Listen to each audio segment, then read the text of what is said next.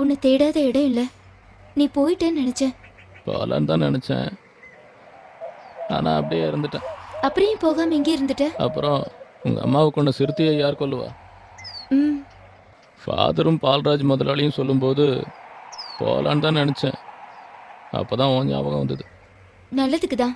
நீ எதுக்காக வந்தியோ அந்த வேலையை முடிச்சிட்டு ஊர்க்காரங்க கிட்ட நல்ல பேர் எடு. அதை விட்டுட்டு பொம்பளைங்க பின்னாடி சுத்தாத. ஊர் நல்லதுக்கு தான் சொல்றேன். ஒரு பொண்ணை கட்டிக்கிட்டு இந்த ஊர் முன்னாடி மரியாதையோட வாழலாம்ல. எனக்கு எவன் பொண்ணு தருவான்? எதுக்கு தரணும்?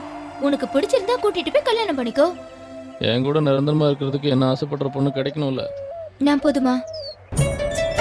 சொல்லு, நான் போதுமா? கோமாளி மாதிரி சிரிக்கிற.